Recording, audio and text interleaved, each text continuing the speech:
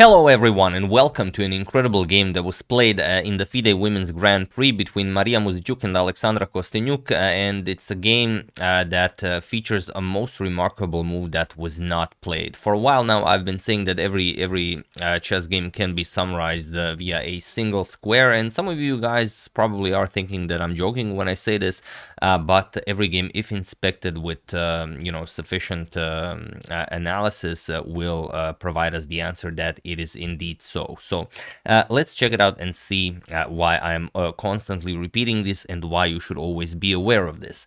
Mariya, with the white pieces, opens with e4. We have e5, knight to f3, knight to c6, and bishop to c4. The Italian game is on the board. Bishop to c5, the Giuoco Piano, and now castles. This is already a slight inaccuracy, not really, but you of course know what I'm referring to. Knight to f6 with d3, and here Alexandra castles. And now c3 is the main move here. Mariya goes for h3. D5 now, striking in the center, attacks the bishop, e captures, and now knight captures on d5. We have rook to e1, going after the e5 pawn, but now just bishop to e6. This is a very well-known move. Black is not gambiting a pawn here or blundering a pawn. If you were to capture this pawn, you could resign on the spot. The problem is after captures, and captures, there's the very annoying bishop captures on f2 check. And now you have to move the king, and black's position is just better because if you capture, then queen f6 check gobbles up the rook on e5. So after bishop to e6, we have c3, and now there are a few games, top tier games even, where bishop to b6 was played. For example, Karyakin had it against Aronian, also Alexenko had it against Anand. A lot of other very top-tier games reached this position where bishop to b6 was played, but here we have pawn to a5, and it is now, as of move 9, that we have a completely new game. And a5 is a great move as it stops white from playing b4. So here, bishop to b5, now going after the knight, so you can gobble up the pawn. Knight to a7 now attacks the bishop, and bishop goes back. Bishop a4, we have b5, attacks the bishop, bishop back to c2, and now knight to c6. And it seems like black achieved some progress here, advancing the pawns all the way to a5 and b5, but white has the central d4 strike. And this is very strong as it frees up the d3 square for the white queen, will put pressure on h7 and also on that b5 pawn. And okay, e captures on d4, and now queen to d3, going for checkmate. And probably safest is just to go back with the knight. If knight to f6, then let's say queen captures on b5, you have to defend the bishop. Queen to d6 defends the bishop. And now if bishop to f4, trying to kick away the black queen from the defense of the bishop, you just trade. Captures, and now let's say rook a to d8, and everything is perfectly fine.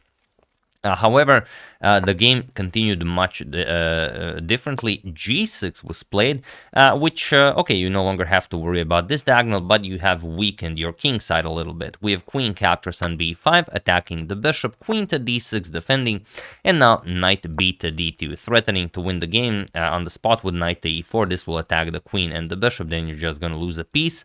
So rook 8 to b8 chases away the white queen, queen to f1, and now knight to e3. A beautiful move by Alexandra, offering a knight, but only for the moment. You will recapture your piece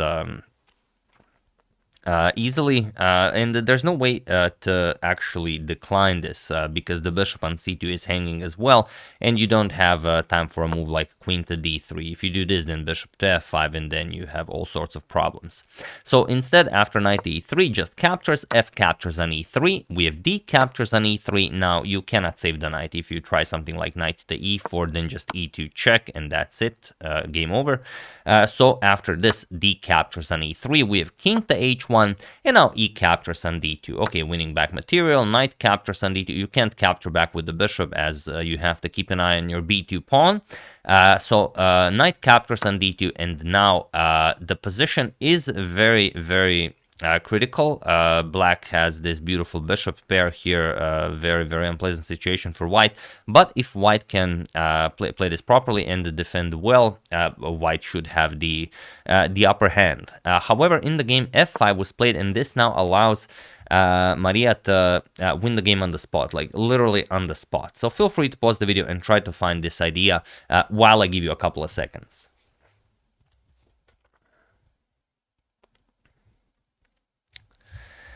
So for those of you who were able to do it, congratulations on always spotting the essence of every chess game. And for those of you who just want to enjoy the show, it is pawn to b4. This is the move that if it was played in the game, we would probably see resignation here. There's no question about it.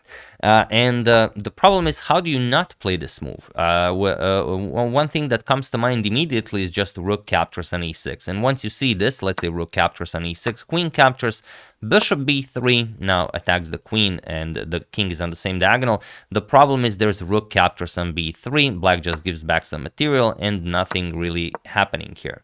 So here, the problem is, after this queen captures on e6 move, you don't play bishop to b3, you play b4 right away. So this is one way to do it. It's not the greatest way. The best way is to play b4 before even capturing on e6. But even this would be fine, because now you're attacking the bishop, also threatening bishop to b3. So let's say queen moves, you're going to capture on c5. And even if queen captures on c3, it looks like the bishop and the rook are hanging, you can play bishop b3 check. And now if rook captures on b3, trying to pick up the rook on a1, knight captures. Now the rook is defended. And if a4, trying to dislodge the knight, bishop to d2 attacks the queen, and if queen to c2, then rook c1, and all of your troubles just go away. If queen to e4, you can even play rook c4, pick up the pawn, easy game. But the absolute best way to do it is not to capture the bishop, is just to play b4, and now it resigns. The problem is there's now nothing black can do. Rook captures on e6 will just be a free piece, and if you play a captures on b4, then still rook captures on e6, queen captures and bishop to b3 will be even worse. So there's really no move black can play after pawn to b4. There is no move black can play here. So it's very interesting that Mariya decided not to play this. As if you check this, then you find that bishop to b3 can be countered with rook captures. Then you just play b4, you stop rook captures on b3, and that's pretty much it. She played a move that's also good for white, but it's not like instant resignation. She played knight to c4. Probably this is the idea that she had like a couple of moves back, and then she got the position that she wanted, and she was very happy about it, as this is still should be winning for white. So you just stop looking. Maybe that's the reason, but that's why I always say always check b4. Like even in dumbest positions possible, check b4. Maybe it works. But okay, knight to c4 was played, attacks the queen, and now queen back to d7. If you trading is impossible, because this comes with check, and once the king moves, just bishop to f4, and now you're going to lose this bishop as well. The queen has no squares to keep defending the bishop. So instead, queen to d7 was played, and now we have bishop to h6. Attacks the rook, rook f to d8, and now bishop to b3. Still, white's position is incredible. Bishop to d5. Now the bishops here are also quite spectacular. We have bishop to g5, and now it seems like white is very, very close to a victory, but the problem is black now has a beautiful move that allows black straight into the game, and Alexandra spots it, pawn to f4, and this now threatens queen captures on h3, and that's a huge problem. That's going to be checkmate. The bishop also covers the g1 square, so you don't have time to go pawn grabbing. King to h2 was played, and now pawn to f3. So what do you play here? G captures on f3. We have queen to f5. Now again offering the rook to gain the f4 square for the black queen. Bishop captures on d8. This is probably best is f4, but she goes for bishop captures on d8. Queen to f4 with check now, king to g2, and now rook captures on d8. And all of a sudden, it really doesn't look like white is attacking anymore. So rook a to d1, and now pawn to a4. Again, the absolute best move, and what follows is nothing short of spectacular. Look at this. Bishop captures on a4.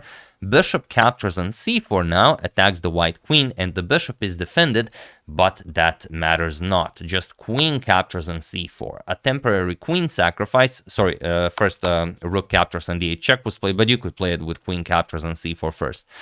Knight captures on d8, and now queen captures on c4. This comes with check, so you have to take the white queen. Queen captures on c4, and now bishop to b3, winning back the queen. Queen captures, a captures, and now look at the resulting endgame. Rook and 5 pawns versus knight, bishop, and 3 pawns. So with perfect play should be a draw. Let's see how they continued. King to f7. We have pawn to b4. Finally, it happens. A few moves too late. Bishop to d6 and pawn to h4 now. We have knight to e6, rook to d1, and now knight to f4 with check. King f2, we have king to e6, and now rook to d4. Bishop to e5 attacks the rook, and just rook back to d1. We have bishop to f6, goes after the pawn, just king to g3, knight to e2 with check, and now king to f2. And now the problem is there's no way to win the h4 pawn, and black has nothing better than to repeat moves here. Knight to f4 with check, king to g3, knight to e2 check, king to f2, and it was in this position on move 44 that Mariya and Alexandra agreed to a draw, as there is nothing more to be done here. But what a spectacular game, and what a possibility missed here after this pawn to f5 move. Of course, Alexandra saw that rook captures on e6 probably will not be enough for a victory, but she did not consider pawn to b4, nor did Mariya here. But you, in your own games, will always consider it, and you will not lose or fail to achieve victories in positions where pawn to b4 is possible. And it's possible in every game, at least once. So yeah, that's the game. Hope you guys enjoyed it. Always be mindful of that b4 square. I would like to thank Kerry Smith, Martin Aldine, Marcus Grebel, Bocho, and Kenneth Fraser for a contribution to my channel. Thank you a lot. I really appreciate it. As usual, you can check 2 of my previous videos here. Thank you all for watching, and I will see you soon, continuing to check up on your wonderful suggestions and whatever else happens with in the chess world, probably covering the grand final between Magnus and Hikaru. So thank you all. I will see you soon, and have an excellent rest of your day.